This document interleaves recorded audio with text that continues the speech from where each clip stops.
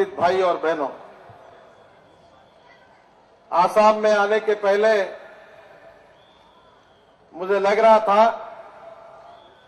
कि भ्रष्टाचार के कारनामों में, लक्ष्मी दर्शन के कार्यक्रम में दिल्ली के यूपीए और कांग्रेस के नेता बहुत आगे हैं। आसाम में गुवाहाटी में आने के बाद पता चला कि यहां के कांग्रेसी नेता भी जोर से दोहरा रहे हैं कि हम भी कुछ कम नहीं है, हम भी आपके आगे जा सकते हैं। अखिल गोगोई कल मुझे मिले थे। उन्होंने मुझे बताया कि हमारे यहां के मुख्यमंत्री जी ने अमेरिका में 5 उनकी बिल्डिंग्स है, उसके फोटो मुझे दिखाया है। मैं आह्वान करता हूं आसाम के मुख्यमंत्री जी को कि अगर यह बात झूठ है तो अखिल गोगोई के ऊपर डिफेमेशन की सूट डालने की हिम्मत आप में है तो आप जनता के सामने आकर कहिए कि वो झूठ बोल रहा है। अगर आप में हिम्मत नहीं है तो आसाम की जनता समझेगी कि दाल में कुछ काला है। और इसलिए बहनों और भाइयों, इस देश में लूट मची है, लूट। 2G स्पेक्ट्रम में 1,76,000 करोड़ रुपए का घोटाला हुआ। यह आरोप अडवाणी जी ने नहीं किया। यह आरोप भारतीय जनता पार्टी, सुषमा जी, अरुण जी, शरद जी, इन्होंने नहीं किया। यह अकाली दल और शिवसेना के नेताओं ने नहीं किया, एनडीए ने नहीं किया। तो 1,76,000 करोड़ का घोटाला हुआ। ये हमारे संविधान के अंतर्गत जो हमारी CAG है, इंस्टीट्यूशन है, उसने लिखकर सरकार को दिया, जो सरकार की है, कि 2G स्पेक्ट्रम में 1,76,000 करोड़ का घोटाला हुआ।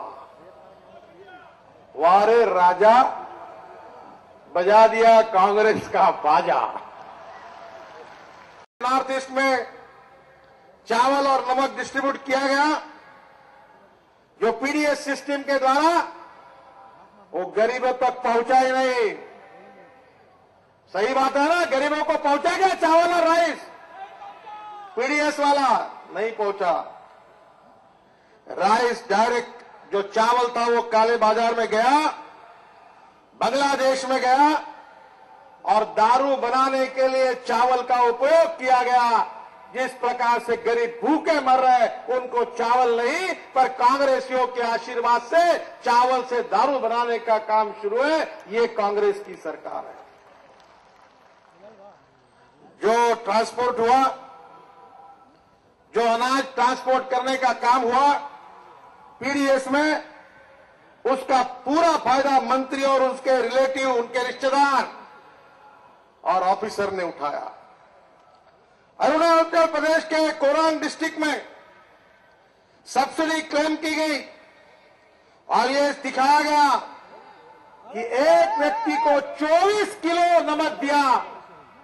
अब एक व्यक्ति 24 किलो नमक खा सकता है क्या? आप मुझे बताइए। 24 किलो नमक दिया करके सब्सिडी मिलाई गई, जबकि एक व्यक्ति केवल 250 ग्राम नमक खाता है। नमक भी खाते हो? इस देश में कुछ लोगों ने चारा खाया, अब नमक खाया। मुझे लगता खाने का दर्जा अगर इसी प्रकार से रहेगा तो कांग्रेसियों मिट्टी भी खाने का काम करेंगे, ऐसी हालत पैदा हुई है। नेशनल इन्वेस्टिगेटिव एजेंसी, उसने अपने रिपोर्ट में कहा है। मैंने डॉक्टर मुरली मनोहर जोशी जी से प्रार्थना की है, वो पब्लिक अकाउंट कमेटी के चेयरमैन है, संसद के और आसाम के इन तमाम घोटालों के CAG रिपोर्ट को वो प्राधान्य से कमेटी के सामने आप लीजिए और आसाम को लूटने वाले इन भ्रष्ट लोगों के चेहरे के ऊपर जो नकाब है उसको खोलकर उनका असली चेहरा जनता को दिखाए। यही प्रार्थना मैंने उनसे की है। देखो, ये देश को लूट रहे हैं। आज स्वाधीनता के बाद 63 साल हुए, गरीब आदमी मर रहा है, उसको खाने के लिए रोटी नहीं है, पीने के लिए पानी नहीं, रहने के लिए घर नहीं है। महंगाई आसमान पर जाकर पहुंची है। आज तो प्याज की बात सुषमा जी ने बताई, 19% इन्फ्लेशन और महंगाई का रेट है। आम आदमी मरने के कगार पर खड़ा है। क्या इस देश में गरीबों को जीने का अधिकार नहीं है? क्या इस देश में झुग्गी झोपड़ी में रहने वालों को रोटी नहीं मिल सकती? क्या इस देश के बेरोजगार युवकों को ईमानदारी से काम करने का मौका नहीं मिल सकता? क्या इस देश में नॉर्थ ईस्ट जैसे कोने पर रहने वाले लोगों का विकास नहीं हो सकता? क्या इनका भविष्य नहीं बदल सकता? बहनों और भाइयों, बदल सकता है। आप भारतीय जनता पार्टी एनडीए पर विश्वास रखिए।